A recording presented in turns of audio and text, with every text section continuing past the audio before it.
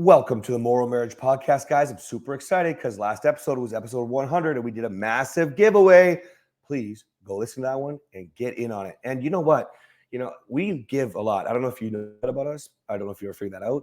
So by the time you hear this episode, if there's a whole bunch after, you can probably still send applications and we'll figure it out. But go ahead, listen to that, and we'll go from there. In the meantime, what does it mean to be safe in a marriage? We're going to talk about why peace is so important in the home. Stop trying to lead and make decisions all the time. You should not be proud if you raised your voice and screamed at them. No matter what. No matter what. I'm Cass. And I'm Kathryn.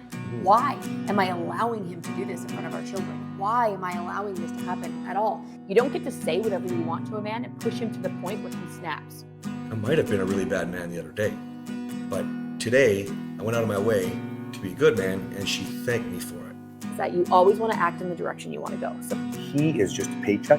What about his needs? we're MorrowMarriage. Let's flip divorce statistics with the new marriage.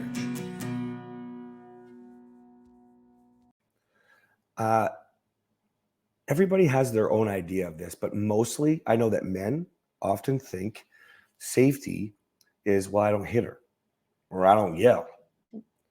Just thinks about what being unsafe means to an extreme level. Ooh, I like the way you put that. Thank you. Very well done. The problem is, guys, there's so many levels to safety. And by the way, I look at safety as part of, it's all umbrellaed under peace.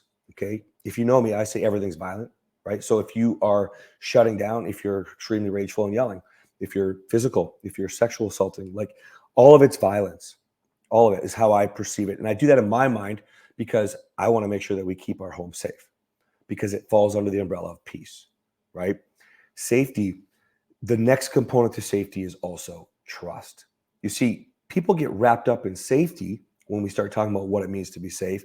And they forget that if there's no trust, you can never have safety. It doesn't matter if you're doing everything right, if your partner doesn't trust you, which is why a lot of you will do everything you need to learn, to repair and save your marriage or level your marriage up, but you didn't do it long enough because there's no trust. That's case specific. And the trust, the lack of trust comes from the unsafe environment that the two of you together built. So if you built an unsafe environment and then you stop, he uses yelling as an example a lot.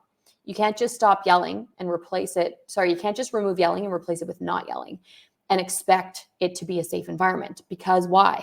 If you're a man and you're yelling and you stop yelling, your wife doesn't trust you yet because there needs to be an amount of time that comes into it. So that lack of trust, you might say, well, I'm doing everything right. I'm not yelling. I stopped. Maybe you did used to hit your wife, God forbid, but you stopped hitting. You fixed everything that you needed to fix, but your wife still doesn't trust you. So you might say, well, we live in a safe environment. None of those bad things are happening anymore, but they used to happen. And in your wife's heart and mind, and even in her body, the body remembers she's still not safe because she's waiting for it to happen again based on the previous unsafety. Does that make sense, honey? Yeah, it does.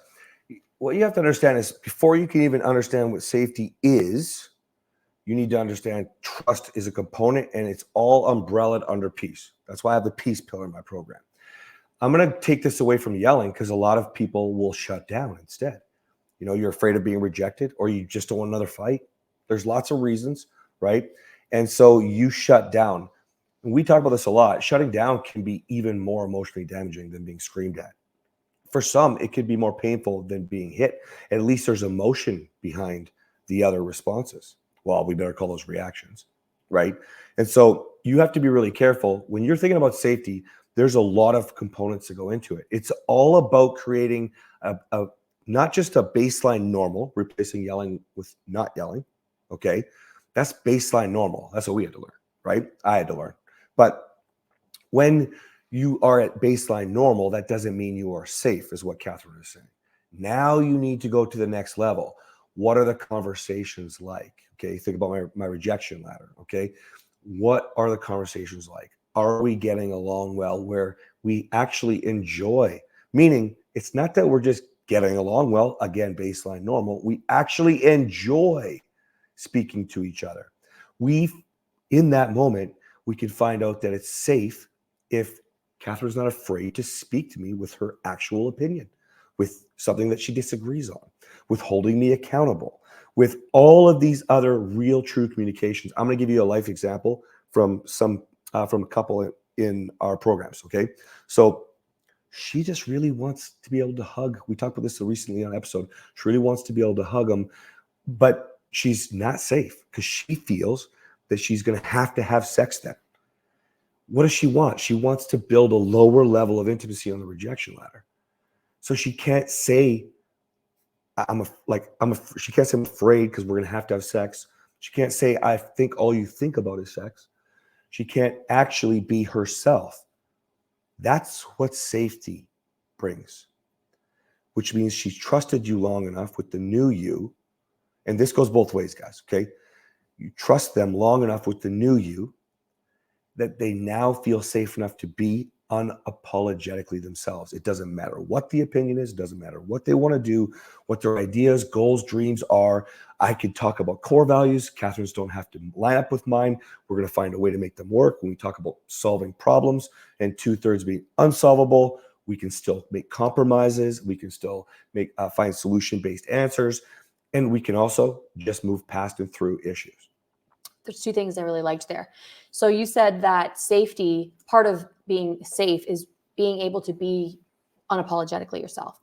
You also said, and I don't even know if you caught it, and you might not have said the words by the way you described it, you get to ask for what you need without fear of rejection. And you can be rejected, but you don't have the fear of rejection, or you don't have a fear of the reaction or the response that they have. So not only can you be yourself, you also can express yourself and express the desires and the needs that you have. If you can't do that, you're not safe. If you can't be yourself and you're wearing a mask, you're not safe. If you're a narcissist and you're wearing a mask, you are the unsafe person. But when I say you're wearing a mask because you're fawning and you are trying to be someone you're not in order to impress or your husband or your wife or get love from them, that's not safe. You need to be able to be yourself. And then you also have to be able to communicate and talk about what you need and what you want, because otherwise you'll never be happy, because you'll never be getting what the desires of your heart. Two really important pieces there. Yeah, I love that. And I had to learn that, you guys, very clearly had to learn that, because we think often when we pour into our partner, we love on them. She just said it perfectly. We almost always do it to fill our cup. Some of you don't even realize it. I put this right in my program, right at the beginning. Like, when you say I love you and you're looking for that I love you back to build yourself up, to feel something, it's not necessarily, it could be just even, for example, you don't even know if you're connected. You're afraid ultimately, deep down, the true feeling is you're afraid of abandonment. They're going to leave because of the issues. Well, then you're not providing a safe environment. You're not even doing your part to be safe. Now, your partner might make it hard for you. I understand that. But then why do you think you're doing everything great? Why do you think you're doing so well? Like, some of you guys have to take a deeper dive and go, well, if, this is what I get. I get people from the comments all the time. Well, of course you had to change, make her safe. We have a reel right now where some women are hating on me. Oh, he just admitted to sexual assault.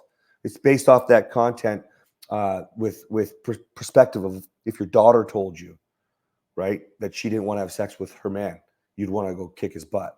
You'd be in jail. Okay. These women, some of them are hurt. Obviously, I get it. Maybe they've been unsafe. He just admitted that he assaulted Kathryn. She should have left him, blah, blah, blah. They can't even see past. You see, I am safe. That's why I'm able to tell you my story. That's why I can be vulnerable and true. But then you have to take a deeper look at you. If I could do it and you have a bad or failing marriage, why can't you look at you? If you have an unsafe environment, don't blame your partner. I don't care how much they scream at you, whatever it is. I don't care what the thing is. You must stand up, as Kathryn would say, in your own power and create the safety for yourself. You know what I mean? Mm-hmm. All right, guys. Hopefully that clears it up for you. Go be safe.